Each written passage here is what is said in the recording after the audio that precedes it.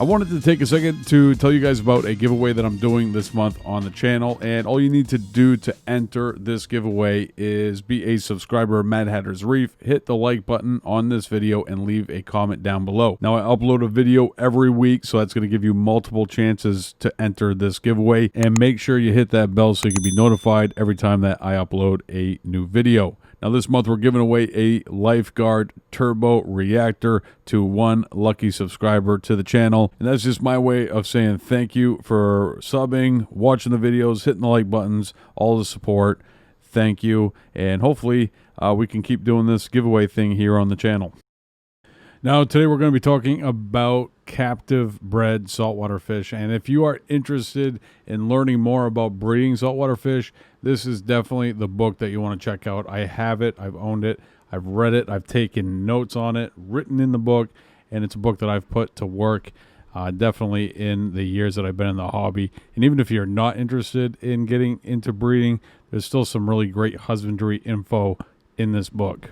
So if you want to check this book out in a little bit more detail, there's going to be a link in the description below so you can do just that. All right, folks, so we're going to kick things off with our top 10 most popular captive bred saltwater fish, and coming in at number 10 is the Cardinal Fish. Now, this guy is considered easy to care for, has a semi-aggressive temperament, is considered reef safe, and can grow upwards of 3 inches.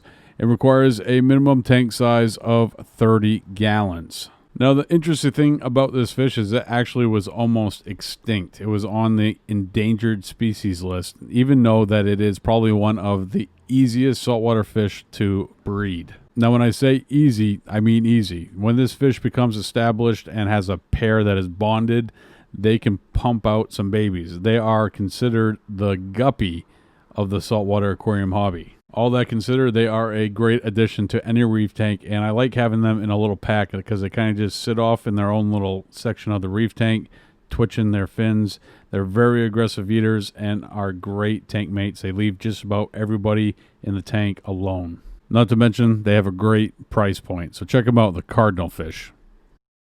Coming in at number 9, we got the Canary Benny. Now, this guy is considered reef safe, is moderate care level, has a peaceful temperament, even though that it is peaceful, does have a large fang which has venom in it, is considered reef safe, can grow upwards of 4 inches, and requires a minimum tank size of 30 gallons. Now, even though that we have already mentioned that this guy has the venoms, it's very important to stress the fact that it isn't a fish that you want to keep in a tank where little fingers might find their way into the tank. Now, this isn't a fish that you need to worry about that it's just going to go around biting everybody. That's not its MO. In most cases, it's a last resort kind of a defense mechanism. But for the most part, absolute beautiful fish, has a very interesting swim pattern, and needs a few hiding spots in the rock work. All that for a decent price point. Check out the Canary Benny. Coming in at number 8 on our top 10 most popular captive bred saltwater fish is the Australis Clownfish. Now, this guy pretty much started it all. As far as care level goes, it is considered easy to care for, has a semi-aggressive temperament, which is going to be found in most clownfish, is considered reef safe, can grow upwards of 3.5 inches, and requires a tank size of a minimum 10 gallons. Now, that in itself is what makes this such a great candidate for captive breeding, being that it is such a site-orientated fish that it doesn't require a large size aquarium, so often will be found breeding in a home aquarium or even in a aquaculture setup. Now, I do want to touch on the fact that this is a semi-aggressive fish and shouldn't be one of the first fish added to the tank. It's probably one of the fish that should be added last. Now, with that being said, the fish's temperament, semi-aggressive, has everything to do with its breeding habits.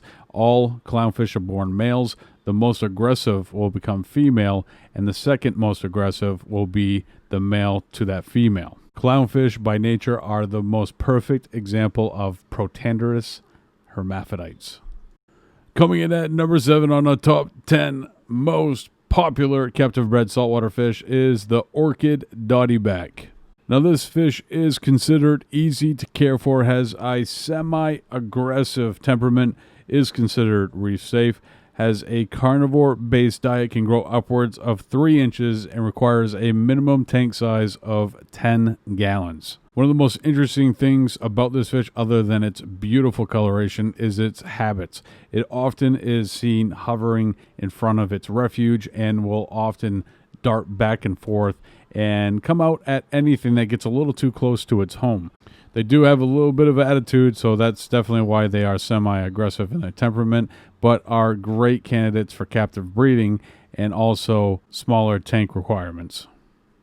Coming in at number 6 on our top 10 most popular captive bred saltwater fish is the pink skunk clownfish. Now, these guys are considered moderate care level, are semi-aggressive, have an omnivore-based diet, are considered reef safe, and require a minimum tank size of 30 gallons. These guys can also grow up to 4 inches, which is a little on the heavy side, and are very stunning in large groups in a large aquarium. And they're not bred to the point where you see them everywhere you go, so they are a unique addition to any reef tank. And for the price of $24, that's a pretty solid price point and definitely worth picking up a few of them for your reef tank. The one thing I would recommend with this guy is I would not mix them with other types of clownfish. I've done it. It didn't end well. Please avoid that. Coming in at number 5 on our top 10 list is the yellow Watchman Goby. Now, this guy is one of my most favorite fish, especially for nano reef type settings. This guy is considered easy to care for, has a peaceful temperament, but I'm just going to say I have seen my yellow Watchman Goby get after it when somebody got a little too close to his den. They also have a carnivore-based diet, are considered reef safe, and require a minimum tank size of 30 gallons and can grow upwards of 4 inches. Now, this photo isn't the best representation of the species of fish, but they are incredibly beautiful and are a great addition to any reef tank.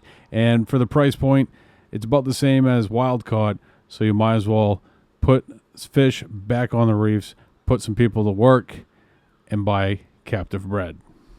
Coming in at number 4 on our top 10 most popular captive bred saltwater fish is the blue Mandarin. Ooh, blue.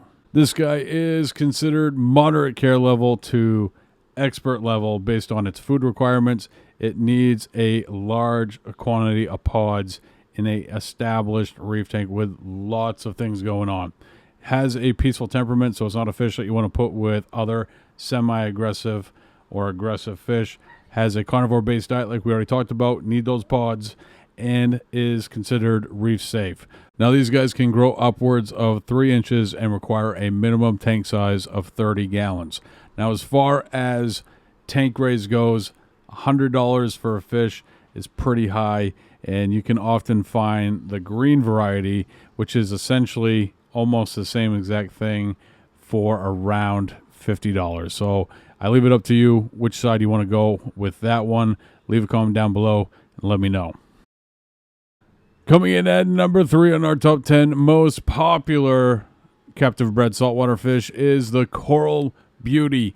That's right, folks. We got the beauties captive bred now. Biota has put this fish to work, and it is absolutely stunning, as you can see through this picture right here. But one thing that is important to mention about coral beauties is there's a lot of variation in this fish. So it's really a fish that you don't want to pick up online. It's probably one that's better off picked up at the local fish store. These guys are considered easy to care for, have a semi-aggressive temperament, have a omnivore-based diet, are considered reef safe with caution, require a minimum tank size of 70 gallons, and can grow upwards of 4 inches. One thing that's really interesting and I wanted to share with you guys in this video is I've been doing a lot of research prior to making this video. I know that might be a shock to some of you, but there is a ton of work going on right now in the dwarf angelfish aspect of captive breeding, which is extremely exciting. I saw articles written on flame angels being captive bred, lemon peels being captive bred, and a ton of other varieties. So some very awesome stuff coming on down the pipeline as far as captive bred saltwater fish go. And I thought that was just something a little interesting that I wanted to throw in here at this point on the top 10. Coming in at number 2 in our top 10 most popular captive bred saltwater fish is the yellow Tang. Now this guy is considered easy to care for, has a semi-aggressive temperament, is considered reef safe, and has a herbivore-based diet. That doesn't mean that he ain't going to partake in a little bit of krill every now and again. Actually, a funny story, when I first got into the hobby, the very first yellow Tang that I ever bought, I put it into my 55-gallon. I'm sorry, don't yell at me. But I put it in my 55-gallon aquarium, and he started eating pellets, and I was a little taken back by that. So they are primarily herbivores, but they will eat some pellets and some krill every now and again. Go figure. This is a Tang that started it all and was one of the very first captive bred Tangs, which is absolutely amazing. They can grow upwards of 8 inches and require a minimum tank size of 125 gallons. Coming in at the number 1 spot is the Snowflake Ocellaris Clownfish. Now, we already had an Australis Clownfish on this list, Jeff. What are you talking about? You crazy, man. Shut up. I'm just kidding. All right, so as far as care requirements, size, tank, all that stuff, it's going to be the same as the Australis that was earlier in this list.